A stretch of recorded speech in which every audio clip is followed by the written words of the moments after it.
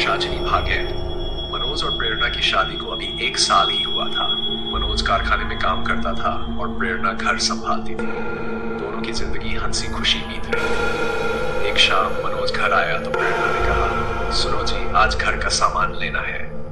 मनोज ने मुस्कुराते हुए जवाब दिया, ठीक है, तुम चाय बना लो, पीकर चलते हैं। चाय पीकर दोनों बाजार के लिए निकल पड़े। सामान खरीदकर लौटते वक्त साइकिल का टायर अचानक पंचर हो गया। रात का अंधेरा और सर्द हवाओं में रास्ता सुनसान था। प्रेरणा ने घबराते हुए कहा, मनोज, मुझे डर लग रहा है, यहाँ कोई नहीं है और साइकिल भी खराब हो गई है। मनोज ने हंसकर कहा, अरे डरो मत, मैं हूं ना, आगे दुकान पर पंचर लगवा लेंगे। दोनों तेजी से पैदल चलने लगे। अचानक एक ठंडी हवा का झोंका प्रेरणा के बालों को छूता हुआ गुजरा। वहां घबराकर रुक गई और डरते हुए बोली, मनोज, ऐसा लगा जैसे किसी ने मुझे छूकर दौड़ते हुए पार किया हो। मनोज ने इधर उधर देखा पर कुछ नहीं था। उसने कहा, कोई नहीं है, चलो जल्दी करो। अभी कुछ ही कदम चले थे कि अचानक पास के पेड़ों के पीछे से हंसने की डरावनी आवाजें आने लगी। मनोज भी घबरा गया। तभी स्ट्रीट लाइट बंद हो गई और चारों ओर घना अंधेरा छा गया। प्रेरणा की चीख निकल गई, मनोज, मनोज, कहाँ हो? अंधेरे में प्रेरणा ने मनोज का हाथ पकड़ने की कोशिश की, लेकिन वह कहीं नहीं था। मनोज, वह घबराकर चिल्लाई और 2 कदम बढ़ाते ही किसी चीज से टकराकर गिर पड़ी। उसकी कोहनी से खून बहने लगा, पर दर्द की परवाह किए बिना वह चिल्लाती रही, मनोज, मनोज। अचानक लाइट वापस आ गई। प्रेरणा ने देखा कि उसके पास मनोज की साइकिल गिरी पड़ी थी। सामान बिखरा हुआ था, लेकिन मनोज का कोई अता पता नहीं था। वह सड़क किनारे बैठकर रोने लगी। मनोज, कहाँ हो तुम? तभी किसी ने उसके कंधे पर हाथ रखा। प्रेरणा ने पलटकर देखा। मनोज, तुम कहाँ चले गए थे? मैं कितनी परेशान हो गई थी। वह रोते हुए उससे लिपट गई, लेकिन मनोज बिल्कुल चुप था। उसने उसे खुद से अलग करते हुए ठंडी आवाज में कहा, चलो घर चलते हैं। प्रेरणा को उसका व्यवहार अजीब लगा, पर वह चुपचाप उसके पीछे पीछे चल दी। पूरे रास्ते मनोज बिना कुछ बोले सिर झुकाए चलता रहा। घर पहुंचकर वह सीधे कमरे में जाकर सो गया।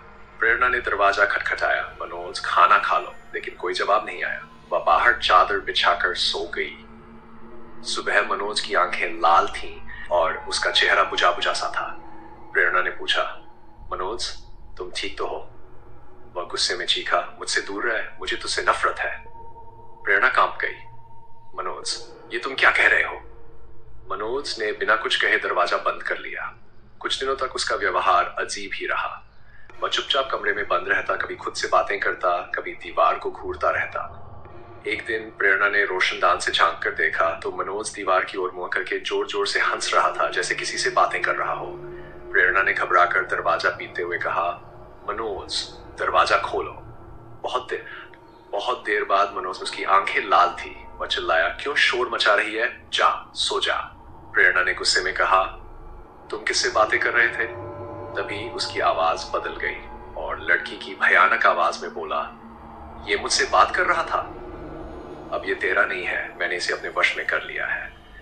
प्रेरणा सिहर उठी, तुम कौन हो? मनोज ने जोर से दरवाजा बंद कर लिया। प्रेरणा डर से कांपने लगी। हे भगवान, ये तो किसी पिशाचिनी का साया है। वह रोते हुए तांत्रिक के पास पहुंची और सब कुछ बता दिया।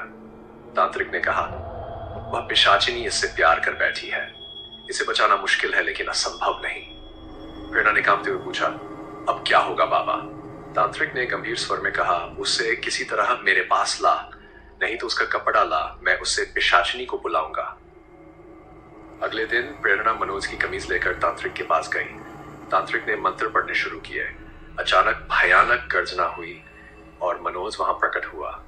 उसकी आंखें लाल थीं और लड़की की आवाज में वह चिल्लाया, तुमने मुझे यहां बुलाया है, मैं तुम्हें और इस तांत्रिक को मार डालूंगी।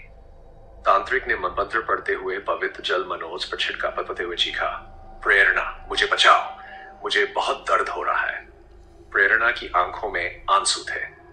बाबा, इसे छोड़ दो। तांत्रिक ने कहा, डरो मत, ये उसकी चाल है, चुपचाप देखती रहो। मंत्रों के प्रभाव से मनोज की चीखें गूंजने लगीं। अचानक वह लड़की की आवाज में बोला, मैं अभी तो जा रही हूं, लेकिन इसे नहीं छोड़ूंगी। मनोज बेहोश होकर गिर पड़ा। तांत्रिक ने कहा, मैंने इसे उस पिशाचिनी से मुक्त कर दिया है, लेकिन वह फिर आएगी।